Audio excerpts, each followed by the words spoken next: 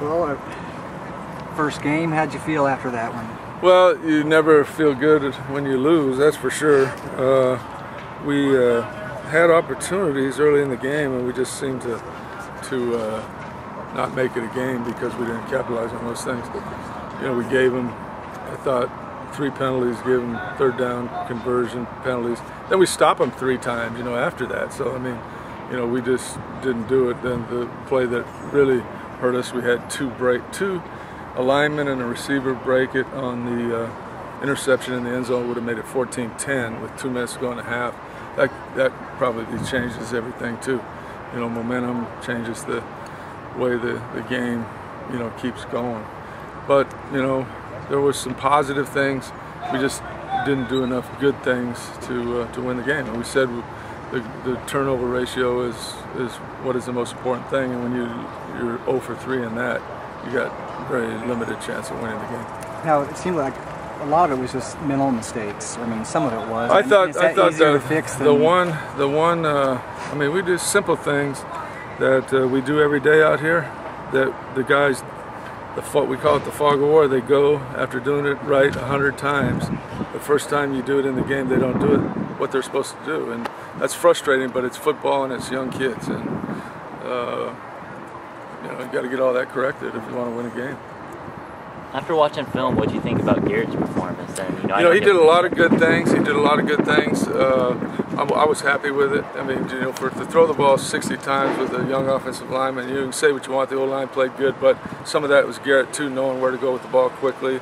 When he got pressured, he knew where to go with it, and he threw it away when he knew to throw it away. And you know, the third down conversions were 12 out of 20 or whatever it was, is because he didn't take sacks. And you know, you still leave yourself a chance if it's not 3rd and 18 or 3rd and 20. If it's 3rd and inside of 10, you leave yourself a chance to convert, and that's what he did. And so he did a lot of positive things. I'm pleased with where he's at, and you know, he hadn't played in a year and a half, so you're going to have some things that come up in the game that he wishes he did differently. But that's how life is, you know. You said after the game that you called a lot of very quick passes, get the ball out.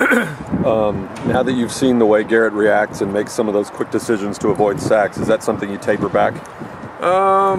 We got to make big plays. I mean, the bottom line is if you can make more explosive plays than the other team and win the takeaway thing, you're going to win most all your games. And when we've done that over the last 7 or 8 years as an offense and team, that holds up. And we didn't. They made more 10-yard runs and more 12-yard passing gains than we made.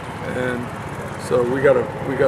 You got 92 plays, but your per attempt has got to go up better. So to answer your question, yeah, we got to make some plays down the field.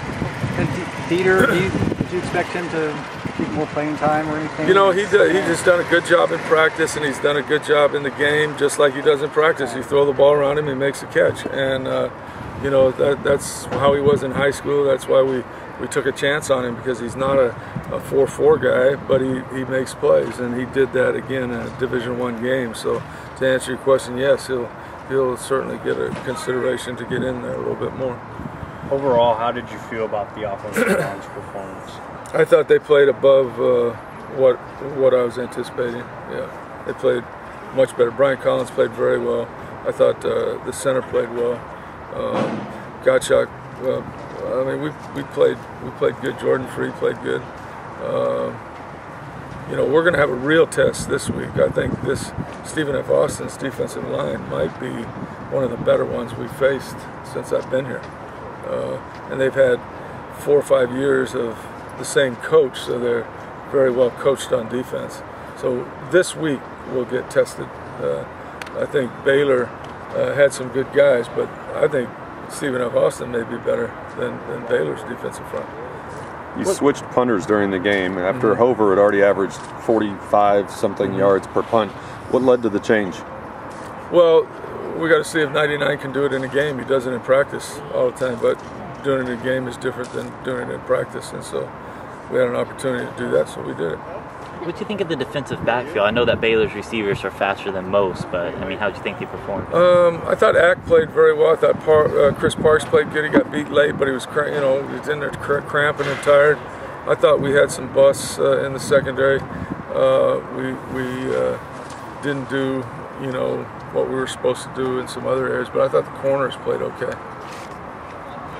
Sorry for the elemental question here, but in the linebackers or back, it seemed to hurt you guys twice there, where you had a linebacker back in coverage. Was that a breakdown, or was that where he was supposed to? We had a breakdown, and we also was supposed to be covering him up, and we didn't cover him up. Yeah. So yes, to answer your question, he wasn't really where he was supposed to be, but there was supposed to be another guy and he wasn't there. Any injuries you can update us on? No, I don't want to talk about the injuries situation. So you guys don't either. Do you need to shuffle anything on the offensive line? Or it looks like Gottschalk is running today, so I think we'll be okay. But you know, we'll practice as if he's not going to play, and then if he does, that's a plus. And if he doesn't play, would you be comfortable with Dewey or Chris Weeks? That's what we got to do. We're comfortable with it. We didn't give up a sack with them in there, so that's what we got to do. I'm going to ask one actually. I looked at S&P stats. Of course, we talked about it last Friday. What did you see from them on tape as an offense?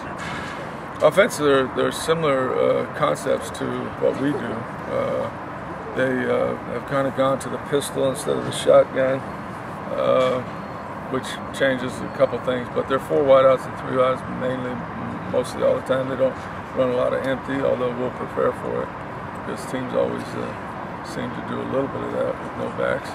But their quarterback's accurate. He's better than the quarterback that played against us 3 or 4 years ago. And they got some big receivers, you know, 6'3" guys that can run a little bit. So